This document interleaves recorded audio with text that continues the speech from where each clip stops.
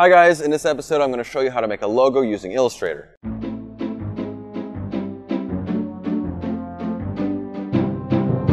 Hi guys, and welcome to Calvin Designs. My name is Calvin and I design, and that's why it's called Calvin Designs. Click here if you want to subscribe to my YouTube channel. You get all these tutorials as they come out. And click right here to get the source files for this episode and every other episode that I do so you can follow along with these tutorials. So in this episode, I'm going to show you how to make a typographical-based logo using Illustrator. If you've never used Illustrator before, don't worry. It's super simple. I'll get you using a few cool effects, and you'll end up being able to make a nice, cool, simple logo. And it's basically a part of a course that I've done called Illustrator Quick Start, which you can see right here. And it's the earlier lessons to kind of get you started. And there's a lot more in this course, and it really gets you started. So let's take a look at it. Hello and welcome to this tutorial where we're going to get started with Illustrator, and we're actually going to start pretty quickly with creating a logo, a typographically based logo. So to start, I recommend using a program called Suitcase or Extensis Suitcase, and you can get it on extensis.com. Go to Font Management and it's called Suitcase Fusion 5, and you can try. I think you can try it for 30 days, otherwise you can buy it for about $100. It is a great font management tool that opens the door to a lot of simplified font editing. So I've gone ahead and installed it, and the next thing you want to do is, once that's open, is you're going to go in the File menu and you're going to enable Google Web Fonts. And what that's going to do is it's going to create another set of fonts right here. You have your own font library, your system fonts, and then it adds the Google Web Fonts. And what it does is it's adding all the fonts that Google is making available, which is quite a bit. It's 1,122 as of today. So once you have that, you now have access, easy access to all the fonts that Google provides. And there's quite a few and quite different ones. I've gone ahead and made a little selection. So just to give you a quick orientation, you can select the font and temporarily activate it or permanently activate it. I recommend not permanently activating it because it puts it into your system folder, and if you have too many permanently activated fonts, it eats up a lot of your memory and slows down your computer. So temporary activating it just activates it until you close it or until you restart your computer. So that's a pretty good choice. I've gone ahead and gone through some of the Google fonts, and I've sorted it through here, the star, which is favorites, and I've favorited all the ones that you see here with the yellow star. If you're at this point in the tutorial, I recommend you do that now, and you simply go to the fonts and click on the star and it'll add it there. So I'm going to take this one off because I don't want it. So Abril, Fat Face, Advent Pro, Cinzel, Cinzel Decorative, Dorsa, LC, Flamenco, Herr von Mühlenhof, Homanegi, and I can't pronounce all these, Lado, Lobster, Medulla, Titilium, Tulpen 1. Once you have all of these in your favorites, I recommend right-clicking on the Google Web Fonts and do New Smart Set. What that's going to do is, just like in the Finder on Mac, it's a smart folder. So I'm going to double click this to name it, and I'm going to call it Google Fonts Favorites. That. And here is in the smart set, I'm basically telling what I want. So I'm saying favorite, yes. So anything that I favorite will automatically be added to this set. And now I can close this, and as you can see, I now have this folder that only has my favorites. And I can go ahead and temporarily activate all those fonts. As you saw, it activated it. You saw it was pretty quick. It's a lot easier than opening them individually with FontBook or whatever other program you may have. And there are other good font management. I recommend Suitcase because it has this easy access to the web fonts, and auto activation with the Adobe CC suite is pretty nice. Which means if you have a document that uses a font that you have, it'll automatically activate it, so you don't have to go and find it and activate it. All right, now that we've activated these fonts, I'm going to just minimize this, and let's go to Illustrator. And here I'm going to create a new document, and we will go to Web and make it 1024 by 768. So it's a RGB document, which you see here. And we're good with that. All right, so I'm going to hit OK. And I'm going to bring it over here. Just maximize it. And I'm going to bring the view to 100%. Or you can do that here by saying actual size. Right. All right, so I'm basically in Essentials. If you have already opened Illustrator and moved around some of the palettes, I recommend you go to up here in the top right where your workspaces are and go to Essentials. And if it doesn't look like this, go to Reset Essentials and it'll put everything back the way it is right here. All right. So now we're going to open Extensions and Extensis. So that's the suitcase. And it might take a few seconds the first time. And you see here I have various presets. So I have all my own fonts, the system fonts, and the Google fonts. And I'm going to create a new set. And I'm going to open this up and say all my favorites. And we'll call this Google Favorites. There we go. All right. So now I have access to all these different fonts that I made a selection from.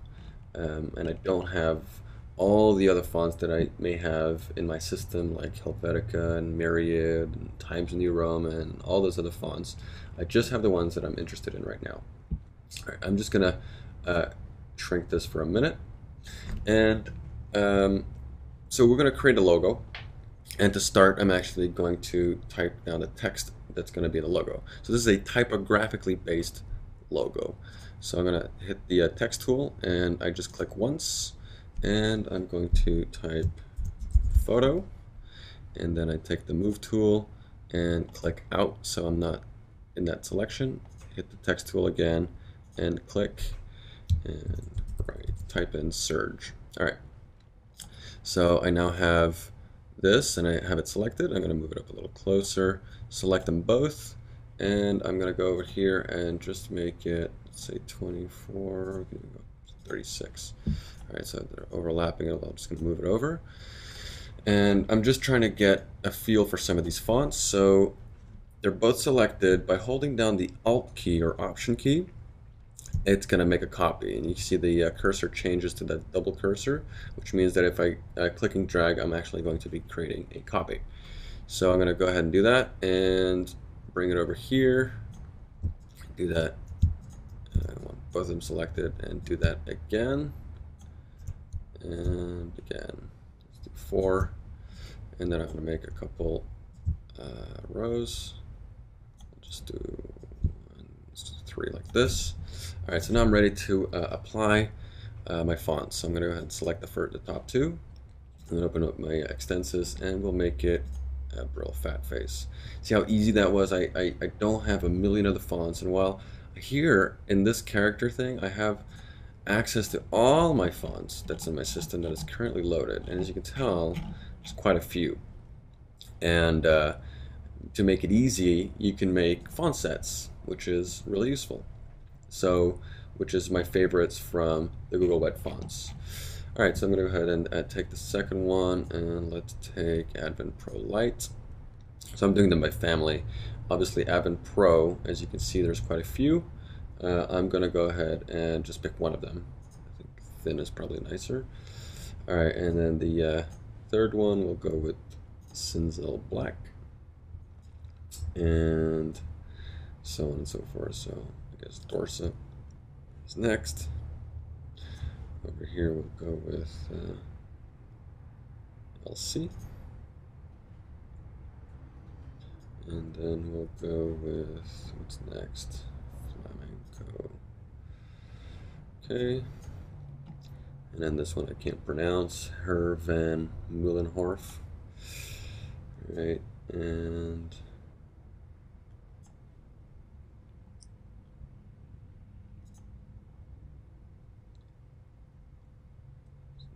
that. And let's go with Lato. Let's go with the hairline. Alright, and after Lato we got lobster. I'm going to take 2 bold italic. And after lobster we got medulla and titilium. Let's take light. Do we have a thinner one? Yeah, we got a thin right here. And I still have tulip in it. Alright, so I've got to make another copy here. Just bring it over here and select tulip. Alright, so I can now close this. And so that was an easy way to apply all my fonts that I've selected. As you can see, I already have quite a few choices in styles, and it really just took a few minutes. So we got some good headway pretty simply. So we're going to start.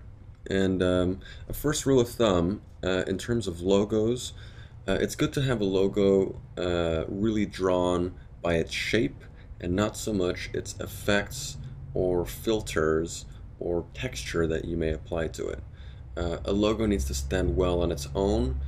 Imagine that you have to cut it out of a wood block or engrave it in metal. If there are a bunch of blurry lines and shadows and so on, you cannot engrave that. So a good logo is a versatile logo that can work in all formats, as much on your website as on a keychain or engraved or embossed or foiled on letterhead, for example.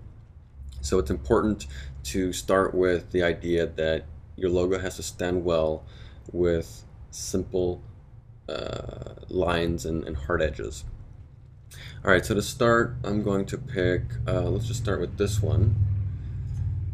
And I'm actually gonna, some of these fonts work well on 2 lines. Some of them that are kind of narrowed and condensed work probably better on a single line. So I'm gonna go ahead and take this one here, make a copy of it.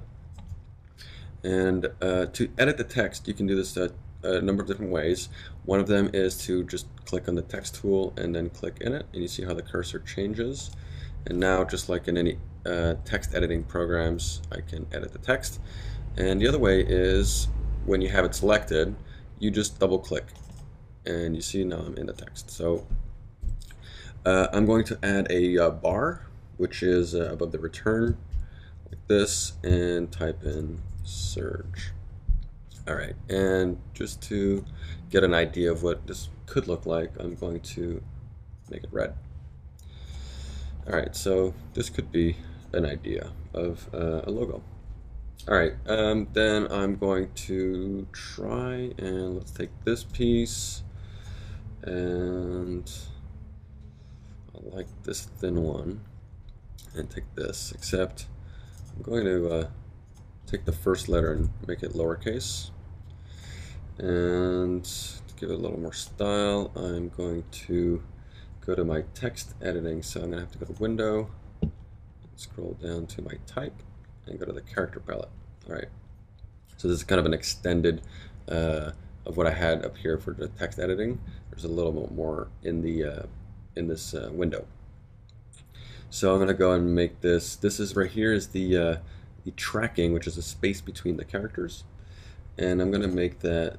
Let's try -50 or even -75, and I can now make this a little bigger, something like that. All right. Well, I'm just getting some ideas down first, so this could be something. I like the idea of creating some kind of contrast when you have 2 words in a logo, and even in a single word. Sometimes it's nice to break it up in some way and add some kind of contrast. It's almost like accentuating a part of it. All right, so let's take another font. Let's try this one here. So I'm gonna make a copy, and let's take this one, which we've used a piece of up here, and doesn't need too much editing. I'll probably make this, sorry, the tracking -25. The photo would have to be a little bigger, so to make this bigger, I can either change the font size right here, or in the Move tool, which is the black arrow, I can take it, click and drag to make it bigger. Now, if you notice, I'm basically stretching out the font, which I really don't want to do. So I'm going to hold down the Shift key, which keeps the constraints proportions. So I can now make it bigger like that, and I haven't stretched it. It's important to know that most professional fonts have a lot of work put into them, and it's unlikely that it will look better if you stretch it or condense it. Fonts are quite a lot of work. If you've ever tried to make a font, you know how much work is involved. So, in a good rule of thumb is respect the font. Try not to change it too much, especially squeezing it in strange ways. I can just show you an example. If I took, or not this one, if I took Surge here and stretched it because I needed to take more space, it simply doesn't look as good. And there's many reasons for that.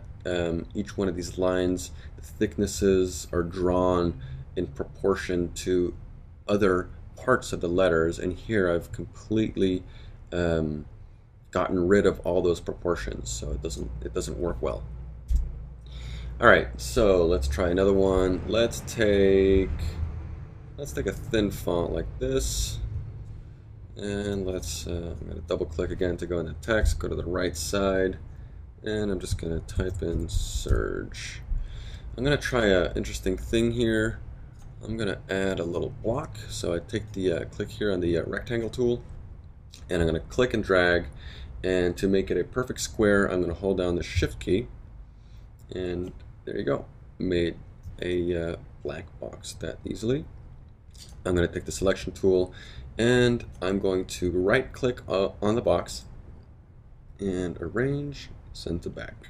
What that means is right now it's in front of the text. I want it to be behind the text. So granted, it's black text, black box, you don't see which is in front of which, but if I take this text now, select it, and go to my swatches and hit the white, now I can see it's in front. Alright, I'm going to take this text, hit the center align on the text, and now I can select them both, and by clicking once more on the block, you'll see that it has an additional outline, which means it's my reference object. And in here, which is the align to, you have align to key object. So I've made the square my key object. All right. So if I hit the center, it's going to center based on my key object, which in this case was the square. If I'd done it the other way around, meaning I select them both, but I just click once more over the text, you see how this has a second selection over it, and now I hit center, it's going to center based on that. So it's a neat little trick. All right, so I'm going to bring this up a little bit, and to give it again a little bit of contrast, let's make this text red. So that's pretty simple, and that could be a logo by itself. All right, and let's try another one. Let's take. Let's try this. Let's try these two here. Copy this over. Except I want photo to give a little more contrast. I'm going to make it bold. That's pretty good. All right, the tracking is a little large, so I'm going to bring that down to say -50. Okay. And Surge looks all right. It's a little, I think, when you have bold text and thin text, bold text has a tendency to look bigger just because it occupies more space. Yet, in terms of height, it's actually not bigger. But visually it is, so sometimes it's a nice design trick to make thin text big, bold text smaller, and you get a nice balance in there. And I'm going to change the tracking here to -25, and we've got another little logo. Maybe shrink it a little bit so that the right side is a little more aligned, and we're pretty good.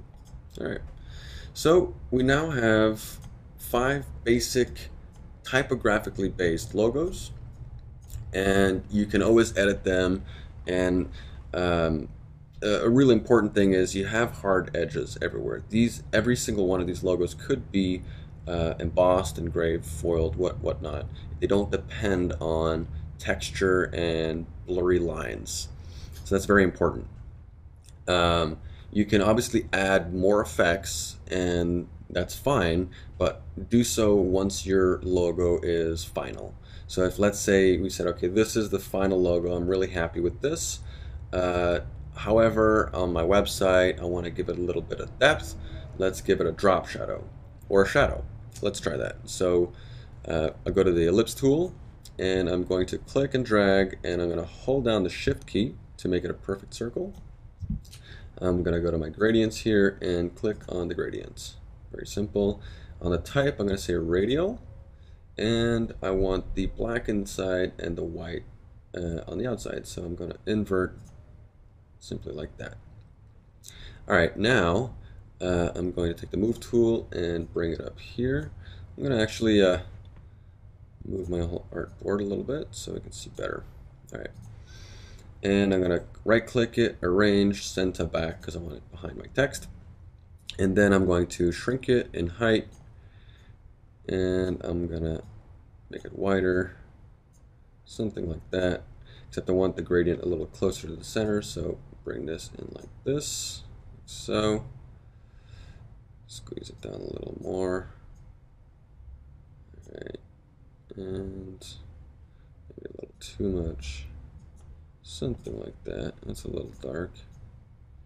You can always go to my transparency here and say, well, make it 60%. And now it's softer. So it kind of gives the effect that the ground is right below it, or the floor, whatever, and the text is above it, and it's casting this shadow. There's another type of shadow which we can try on, let's say this one, this text right here. And I'm going to go here up to Effect, Stylize, Drop Shadow. And we get this little window here. And by default, it has this 775. So the opacity, the offset, the X offset, the Y offset, and the blur. So for this example, I'm just going to leave it like this, except I'm going to bring it a little closer to the object. So let's say 4. All right. And hit OK, except my text should probably be white because black with a black drop shadow is not too clear.